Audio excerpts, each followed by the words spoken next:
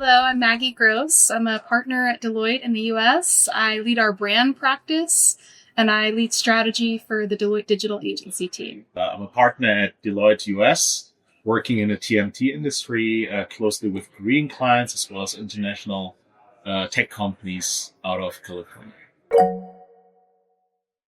CES 2006, AI is the notable position, I think, as some emerging technology.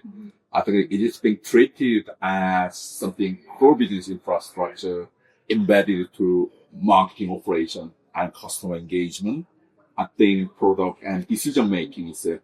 So I think from Deloitte US perspective, this marks some clear inflection point in how offerings are restructured and solely and delivered.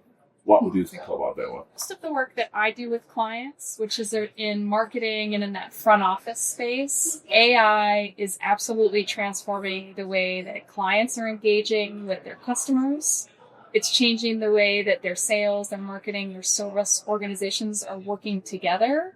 One of the ways that we've been thinking about this is almost calling it like the AI mesh that really connects all elements of the front office together in ways that they've otherwise been siloed, which really opens a lot more insight sharing between parts of the business. Right. And makes for, better personalized content at scale for our clients and their customers, as we know that some of our clients are working on this year.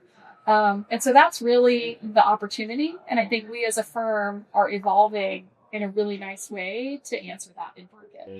We're creating kind of like, I would call it like AI solution families, Yes. right? Like the creative edge, seed and everything to consolidate all of that. Because there are so many offerings out in the market now. Mm-hmm. And almost every other company will say, oh, we're working on something AI, this AI. So we're trying to rationalize what we're bringing into the market with a clear focus on what delivers the biggest value. Yeah. Yeah. I think from your perspective, in currently covering, what kind of change actually taking place in those areas, more as your professional area? What do you think about? As consumers are getting more and more comfortable using AI and creating agents, I think from a marketing side, what we're actually seeing is consumers are less in charge of the purchase decisions that they make, and more they're outsourcing that to their agents. It's no longer brands developing strategies to attract a customer, but now it's brands developing strategies to attract a customer and that customer's agent, which could be very different things. And it means that the brands really need to show up and communicate differently. And so that's one part of it. But then I also think about the way that organizations have been so siloed and almost oftentimes bogged down by just the business realities of being a large enterprise organization. AI is really eliminating a lot of that handoff and the loss of fidelity between teams. And it's allowing our large-scale clients to move much faster, to understand whether a choice that they've made is the right choice faster.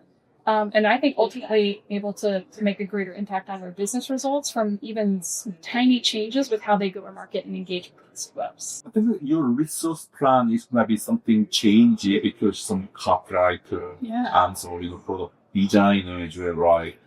So I think we sometimes using a lot of market-based platform, more designing some content, also copyright stuff. So what kind of some platform is going to be much more highly potential market platform do you think so in from basing? I would say it really depends. I mean, Adobe, you see every single company, including Adobe, all experimenting with AI, optimizing their products, right? Software to be AI enabled, I would say. Is there going to be a big winner out of all of that? I don't think so, because I think the demand is just companies have been using legacy platforms. For them to move away from their technology stack completely, just because of an AI tool, I think it's not going to happen. And they want an AI tool that will work with their Exactly, with their existing software.